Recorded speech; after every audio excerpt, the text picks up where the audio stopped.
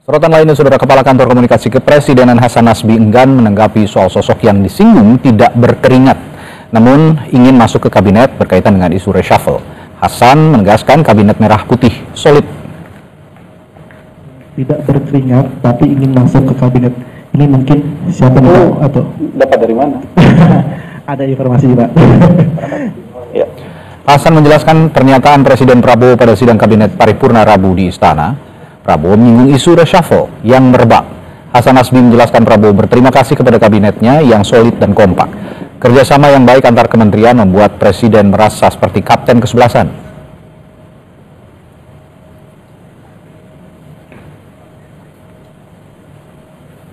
Beliau mengucapkan terima kasih kepada seluruh anggota kabinet yang dirasa bekerja sangat keras, sudah bekerja dengan sepenuh hati dalam tim yang solid, saling bekerja sama antar kementerian, jadi tidak satu kementerian bekerja sendiri-sendiri, tapi ada kerjasama yang baik antar kementerian dan lembaga, serta beliau merasakan sebagai ketua kapten kesebelasan, beliau merasakan kesebelasan ini sangat kompak. Nah, kalimat yang tadi itu silakan konfirmasi kepada narasumbernya. Saya tidak bisa mengkonfirmasi kata-kata yang tadi.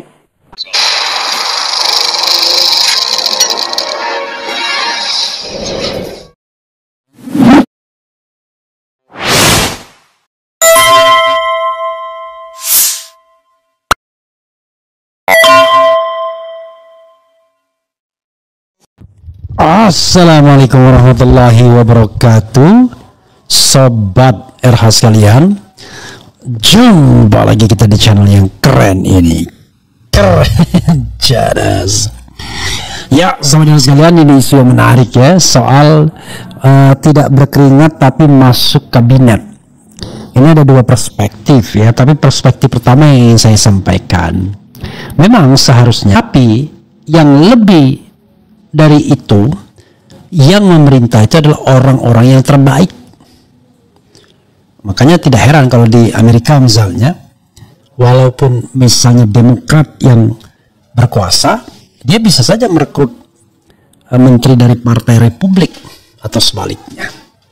Jadi kalau cara berpikir kita masih berkeringat atau tidak, itu masih cara berpikir politician, belum negarawan. jadi kalau ucapan itu masih keluar dari Prabowo, he is a politician, bukan statesman gitu, belum negarawan. Kalau negarawan nggak begitu cara berpikirnya. Negarawan tuh melihat sesuatu itu sebagai satu kesatuan. Dia selesai dengan persaingan politik itu. Itu namanya negarawan. Apalagi sistem kita sistem pemerintahan presidensil, di mana dalam sistem pemerintahan presidensil itu ya yang namanya kabinet itu nggak ada kaitannya dengan partai politik. Harusnya kabinet itu adalah ya kabinet presidensial, jadi orang-orangnya itu bisa berasal dari partai politik, bisa juga yang tidak berasal dari partai politik. Cuma politik kita saja yang sontoloyo, pilpres kok rasa parlementer. Harusnya ya biarkan presiden membentuk kabinetnya, cari orang yang terbaik di Republik Indonesia. Nggak usah kita dekat-dekat ke presiden untuk diangkat dan lain sebagainya. Toh presiden buktinya mengangkat tadi yang nggak ada kaitannya dengan partai politik, mengangkat orang-orang tertentu yang memang sebenarnya tidak bergabung dengan partai politik, atau orang yang berusaha cari bunker setelah ada masalah seperti Budi Ari ya. Jadi saudara sekalian, kita bacakan dulu ya. Dan presiden kita masa tidak lebih negarawan dari seseorang warga negara yang tidak ingin jabatan politik apapun, hanya ingin bersuara saja dan mendoakan negeri ini menjadi negara yang baldatun thayyibatun wa rabbun ghafur, dan bekerja dengan caranya sendiri. Tidak perlu fasilitas negara, tidak perlu jabatan negara. Dan yang namanya berpartisipasi dalam pembangunan itu tidak hanya hal yang sifatnya fisik. Kalau yang fisik itu masih purba juga kita berpikirnya. Kan berpartisipasi mencerdaskan kehidupan bangsa itu jauh lebih penting. Bangunlah jiwanya, bangunlah raganya. Jadi orang tokoh-tokoh informal seperti misalnya Ustadz Somad, walaupun tidak di pemerintahan dan keras dengan pemerintahan, banyak jasanya bagi bangsa ini. Habib Rizik banyak jasanya bagi bangsa ini. Memang ngomong dan memberikan pencerahan kepada masyarakat itu punya jasa apa-apa pada bangsa, negara, dan kemanusiaan. Jadi yang namanya kehidupan kontribusi itu bukan hanya bangun gedung, bangun jembatan, bangun kereta api ya. Itu masih purba. Karena yang remains, yang tetap di hati publik itu adalah membangun kemanusiaan itu sendiri. Benda-benda itu sesuatu ya untuk memudahkan kehidupan saja. Tapi pembangunan manusia itu jauh lebih penting. Human development ya. Bangunlah jiwanya, bangunnya raganya. Dan membangun manusia itu tidak harus dengan berada di kekuasaan. Jadi menurut saya terlalu cetek cara berpikirnya ini, mohon maaf ya. Kalau masih berpikir yang berkeringat menjadi pejabat, menjadi masuk kabinet, apa-apaan? Kayak semua orang pengen jadi menteri semua. Nggak enak dong nggak jadi menteri itu ya. Enak kan jadi orang bebas ya kan? Bebas ngomong apa aja, nggak korupsi kan? Kalau jadi menteri, Anda kalau nggak tergoda korupsi atau sebelumnya sudah kaya raya duluan, sudah kaya raya duluan pun belum tentu juga tidak korupsi, tidak abuse of power. Contohnya yang Ono ya, udah kaya raya pengusaha tetap aja ketika jadi menteri menggunakan fasilitas kementeriannya untuk kepentingan dirinya. Jadi saudara sekalian, Pak Prabowo, nggak semua orang berpikir pengen jabatan, nggak semua orang berpikir pengen uang dari negara. Ada orang rakyat biasa-biasa saja hidupnya.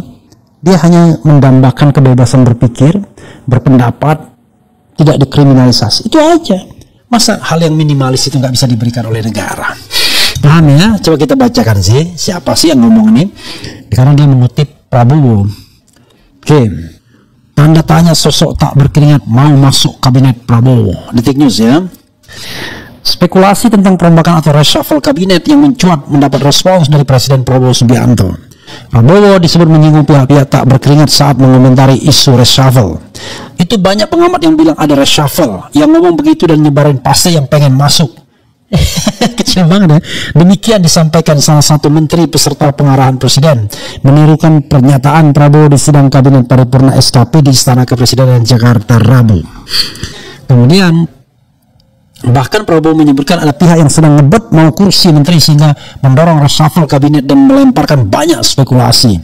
Enak aja nggak berkeringat pengen masuk, hahaha. Demikian pernyataan Prabowo ditirukan menteri tersebut kepada Detikcom. Selanjutnya peserta sidang kabinet pun tertawa ramai-ramai. Lantas siapa pihak yang berkeringat yang mau masuk kabinet Prabowo yang tidak berkeringat mau masuk kabinet Prabowo? Apakah partai yang tidak mendukung? Toh Caimin tidak berkeringat masuk. Kalau berkeringat itu adalah memenangkan Prabowo ya kan? Memang Surya Paloh tahu diri nggak masuk.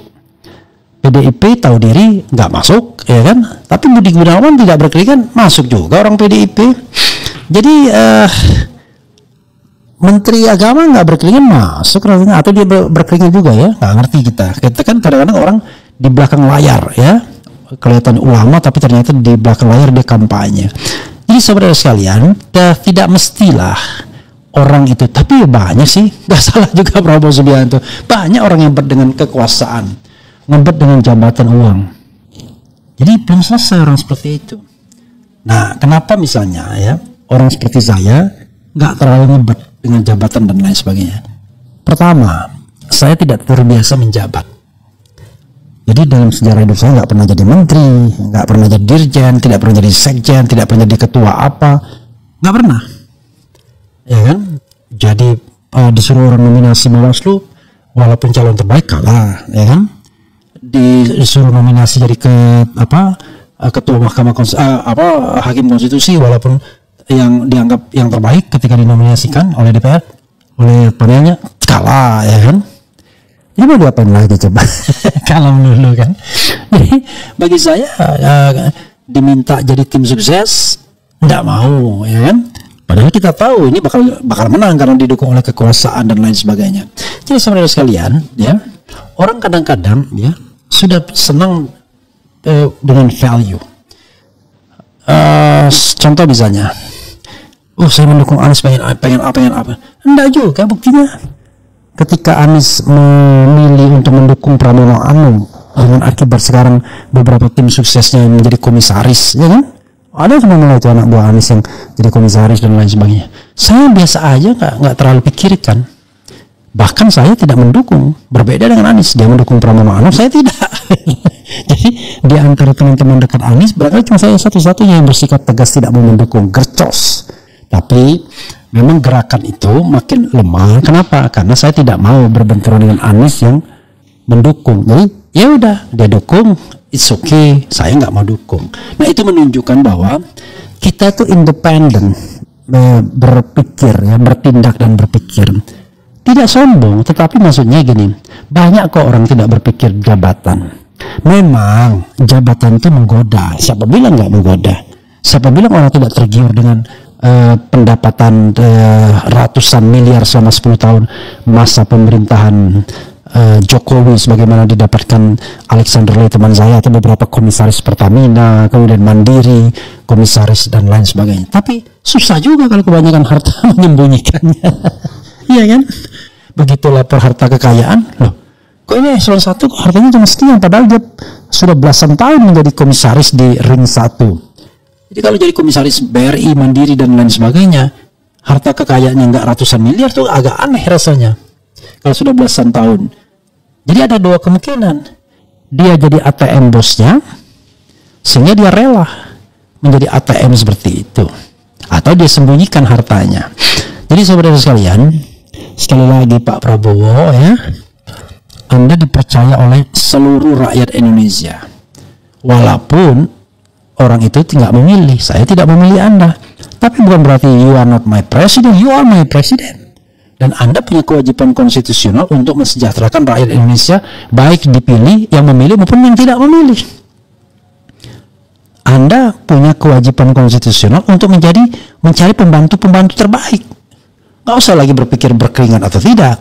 Kalau dia terbaik dan berkeringat, good. Ya. Tapi kalau berkeringat tapi korup, ngapain coba? Atau mengembalikan uang hasil korupsi, atau bau korupsinya amis banget, tapi Anda tetap pakai. Atau di masa lalunya terkenal korupsinya, ngapain pakai yang begitu? Ya. Nah, bagi saya, ya mending kita jadi orang bebas dengan harkat dan martabat sendiri. Ya kan? I'm an Indonesian citizen. Saya punya harkat dan martabat sendiri. Even di depan presiden saya sekalipun, ya kan? Jadi tidak semua. Nah, sekarang sebagai presiden Republik Indonesia, Anda bangga nggak kalau ada warga negara yang memilih harkat dan martabat daripada diperbudak uang dan jabatan? Kan harusnya Anda senang. Ada orang yang nggak berpikir tentang jabatan, ya kan? Di pemerintahan, ya kan? I still remember that somebody came to my house, offering to be your team success, ya kan, or team campaign for the presidency. But at the time you are not nominated yet for the president, but it was in preparation, kan? Jadi don't worry lah. Jadi saya ngomong begini karena saya bikin konten, ya kan, dan perlu menyampaikan sesuatu. Nah, lalu apa kebutuhan saya sebagai, atau kebutuhan orang-orang independen sebagai rakyat Indonesia? Kebutuhannya adalah demokrasi terjaga, ya kan? Demokrasi terjaga, kebebasan berpendapat terjaga, tidak dikriminalisasi karena menyatakan pendapat, tidak dimatikan sumber rezekinya karena mengkritik kekuasaan. Itu aja. Toh kita juga bisa mencari rezeki sendiri, walaupun tidak besar-besar amat, kan? Yang penting bisa survive. Tapi apakah Anda berpikir, tuh kan, karena Anda tidak mendukung saya, maka saya matikan sumber rezeki Anda, saya matikan kehidupan Anda. You are my president. Kalau Anda berpikir begitu, wah parah sekali kita punya presiden. Dengan begini-begini saya perlu challenge Pak Prabowo. Saya perlu challenge cara berpikir itu. Kadang-kadang orang sekitar Anda, ya, itu membisik, sama seperti Pak Jokowi, membisikkan, Pak, si A, si B, si C itu bukan golongan kita, bukan kelompok kita, bukan tim sukses Bapak. Sehingga sampai sekarang sudah 10 tahun memerintah pun setelah pensiun masih berpikir ini teman saya, ini termul, ini bukan, dan lain sebagainya. Masa Anda juga akan mengulangi seperti itu? tidak menjadi presiden bagi seluruh rakyat Indonesia, tapi hanya presiden buat orang yang memuja atau jadi relawan Anda, kan nggak begitu. Nah, begitu ya. Kalau begini ya saya bisa berdebat, asal Anda jangan tempeleng saya ketika saya mengemukakan argumentasi ini. Kadang-kadang orang kan begitu kan, karena dia berkuasa, dia tidak mampu berargumentasi lagi, ya langsung diintimidasinya gitu, ditempelengnya gitu kan. Nah, tidak begitulah ya. Sekali lagi, yang kita cari adalah presiden yang negarawan, bukan presiden yang politisi. Presiden yang merekrut orang-orang terbaik, putra-putra terbaik, bukan presiden yang hitung-hitungan, ini berkeringat, ini enggak, ini ngasih duit, ini enggak, kan kacau. Ini nyumbang dana kampanye, ini enggak. Kalau begitu caranya, maka selamanya kita akan terjebak ya pada sebuah grup atau tim pemerintahan yang tidak peduli kepada seluruh Indonesia, tapi hanya peduli pada kelompok atau golongannya sendiri. Begitu sobat era sekalian. Ya, cobalah yang kita rindukan. Bisa nggak ya kita ngomong ini tanpa konsekuensi, dilaporkan orang, dimasuk penjarakan? Itu yang kita inginkan sesungguhnya. Yang saya inginkan lah, jangan kita. Ya kan, bisa ngomong bebas. Kalau tidak setuju, Anda boleh membantah saya, tapi biarkan saya untuk menyampaikan pendapat. Kan itu. Dan saya yakin Pak Prabowo, kalau rakyat Anda begitu cara berpikirnya, jabatan nggak tertarik, tapi mau berbuat bagi bangsa dan negara, mau menegakkan good governance, mau korupsi dihapus, enak Anda. Yang pusing itu adalah dari 10 pembantu 9 korup, 9 mau menggerogoti keuangan negara. Itu yang kacau. Sekarang hitung-hitungan misalnya, gaji seorang menteri berapa sih, ya kan? Gaji seorang wakil menteri berapa sih, ya kan? Lalu ada anak buahnya yang punya miliaran ketika Tanti masih dipertahankan. Apa nggak moral hazard tuh, ya kan? Apakah mereka nggak jadi pemain juga? Ya kan, coba cek lah, ya kan? Kalau seandainya staf khusus menteri bisa mengumpulkan ratusan miliar sebagai komisaris di BUMN selama 10 tahun, masa menterinya yang juga menjabat 10 tahun hanya mendapatkan gaji level menteri? Apa enggak moral hazard tuh? Nah, yang begitu-begitu justru yang paling berbahaya ya, instead of ngomong soal orang berkeringat atau enggak. Yang kacau itu begini, yang paling kacau itu ada orang yang senantiasa ingin mendekat pada kekuasaan sehingga tidak lagi peduli value. Ada orang yang ingin berkuasa, tidak lagi peduli value. Nah, itu yang sesungguhnya paling berbahaya di republik ini. Sehingga kekuasaan itu tidak untuk kebaikan semua orang, tapi kekuasaan itu untuk dinikmati. Ya, untuk dinikmati sambil kemudian mengumpulkan pundi-pundi. Itu yang gawat, yang berbahaya ya. Oke, coba kita bacakan komentar sobat RH sekalian.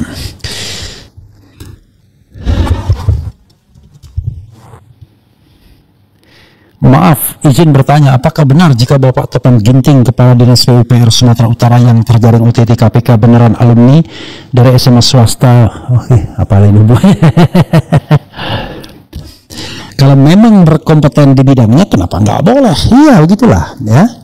PKB, PKS, Nasdem keluar aja dari kabinet jika disindir keras dalam kolom bangku makan gratis di istana. PKB ya Caimin lah yang tahu diri kan.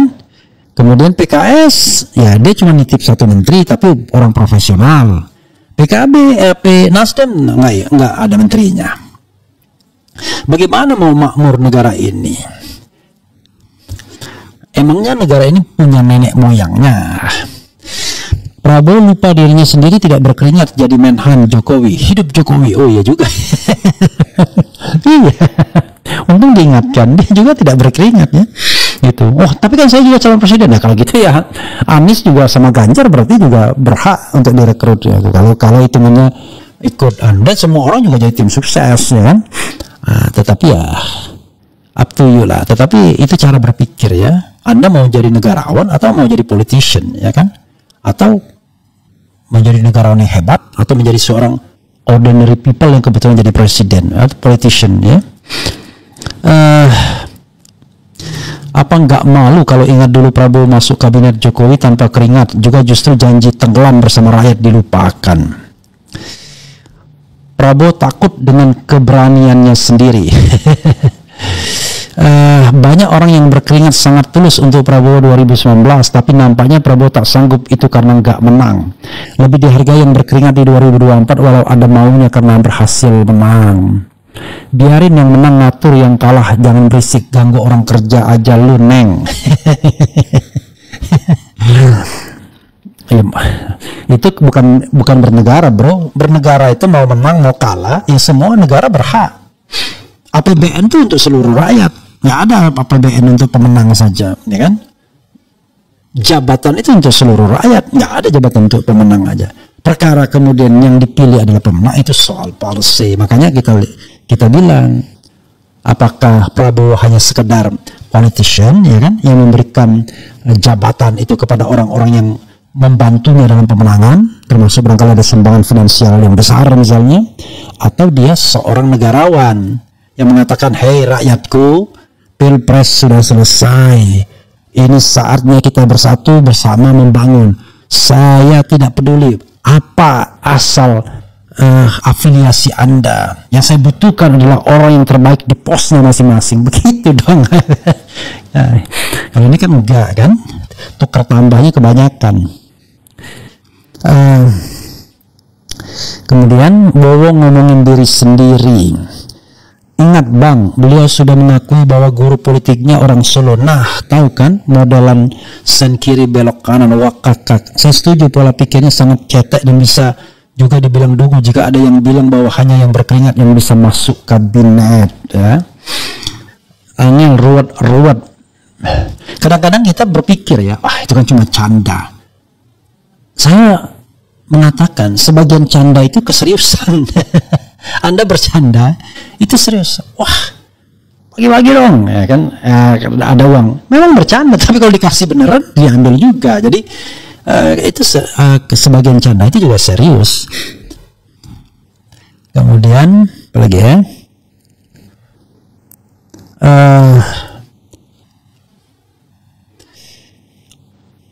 saya bilang Mensesnek di kabinet perubahan gimana? Saya sudah bilang sampai 2029 saya tidak akan menerima dan tidak mau jabatan apapun. Sudah akan selesai. Kecuali ada turbulensi politik yang barangkali menyebabkan kita harus ikut gelanggang. Itu beda lagi. Tapi kalau normal-normal aja ya udah, ya kan? Lebih baik jadi orang bebas ya. Wowo itu kalau bicara waton nerocos, tak pernah bisa menjaga, kasar, pemarah. Ya itu wataknya ya, tetapi memang nggak boleh lagi ketika menjadi pemimpin ya harus jauh lebih wise kalau ngomong di publik kan. Masa maaf kata ya, yang dibilang wah ini kayak ibu-ibu cara ngomongnya kan kacau juga. Gitu. Kadang-kadang mengeluarkan apa ya kan, sambil melet-meletkan bibir dan lain sebagainya. Saya kira kurang pantas lah ya bagi seorang presiden. Wah ini berkali-kali mengganggu ini ya. Bentar, kita matikan dulu. Oke, kemudian tontonan yang hanya melihat orang tua bertopi kobo yang lagi omong-omong dan sok berpendapat menurut dirinya sendiri. Alhamdulillah, Anda kan juga berarti nonton. Kalau orang tua, iya, I'm 55 ya. Karena saya sudah tua, makanya saya tidak terlalu ambisius. Ngapain dia berambisi, orang dari 55? Justru yang kita siapkan kehidupan akhiratnya. Nah itu yang belum PR. Nah itu yang terus terang kalau saya ada ketakutan ke masa depan itu adalah ketakutan ketika nyawa diambil dan tidak husnul khatimah. Ya itulah saya mau jujurnya. Kalau jabatan apa-apa udah nggak minat. Yang saya minat itu adalah hidup tenang ya kan, tapi bisa bersuara karena amar ma'ruf nahi munkar itu terus menerus ya kan.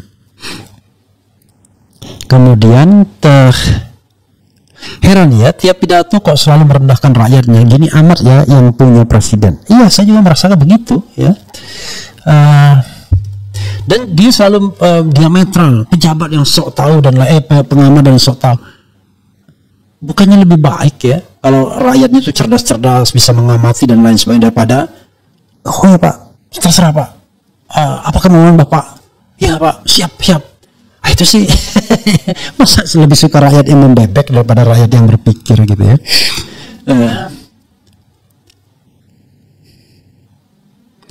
Wah, ini Bang Refli Harun, ada kasus TNI bunuh TNI di NTT, Prada Luki dianiaya senior sampai meninggal dunia, yaitu urusan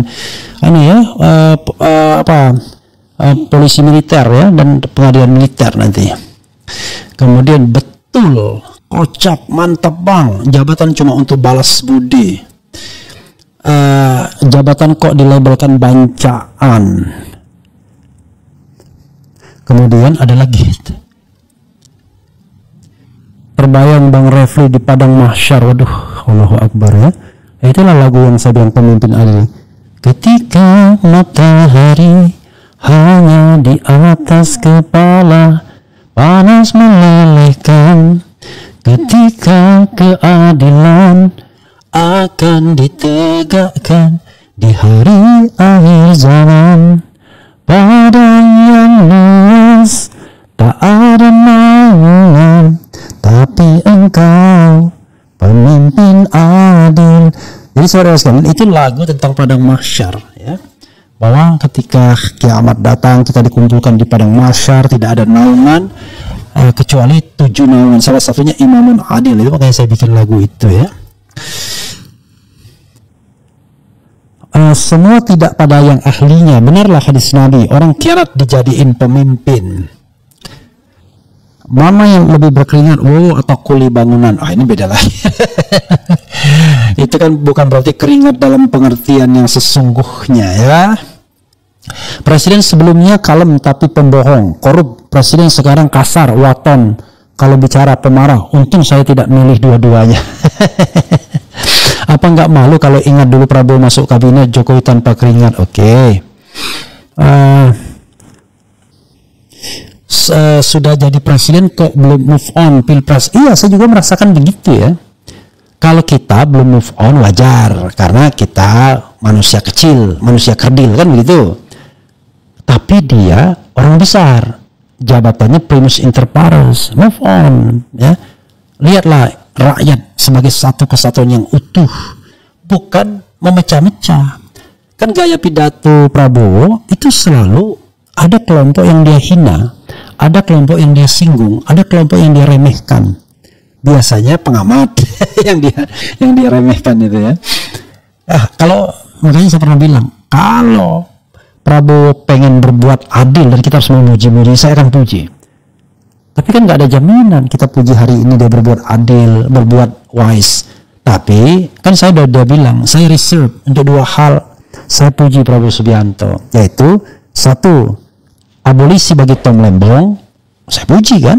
Dan yang kedua adalah penghilangan Tandiem, saya puji juga. Jadi bukan berarti kita tidak objektif. Hal yang baik kita puji, ya. Yang tidak baik ya kita katakan. Wartawan diusir sama Mbah Wowo pas Sri Mulyani mau bacain anggaran. Katanya sudah disediakan makan gratis. Wartawan butuh berita anggaran malah suruh makan gratis, enggak transparan. Terus bersuara menegakkan kebenaran, kejujuran dan keadilan. Insya Allah ya. Oke. Lagi nih, jujur sebagai orang yang pernah dukung Prabowo dulu di salah satu pilpres, agak mengkerut juga dahi ini melihat tingkah kekanak-kanakan beliau akhir-akhir ini saat di podium, ya apalagi di podium PSI gitu.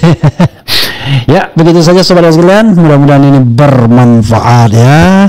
Saya sebagai manusia minta maaf kepada presiden saya seandainya dia marah lagi, tersinggung lagi, pengamat sok tahu dan lain sebagainya. Ya itulah laku pengamat sok tahu, ya kan? Sok bijaksana, sok paling besar. Karena kalau kita tidak punya jiwa seperti itu, tidak bisa kita ngomong, tidak berani kita ngomong. Kita berani ngomong itu karena kita merasa benar, karena kita merasa pintar, karena kita merasa bijaksana. Walaupun belum tentu orang lain mendengarkannya, tapi kan yang penting nice try, ya kan? Percobaan yang baik, ya kan? Daripada ada warga negara ngomong enggak, ya kan? Ketika ditanya terserah Bapak, selalu kasih jempol ke presidennya, tapi kerjanya korupsi mulu. Anggaran diembat mulu, ya kan? Kekayaannya bejibun gak karu-karuan gitu. Ya udah pilih yang mana. Wassalamualaikum warahmatullahi wabarakatuh. Keren, cadas, siap.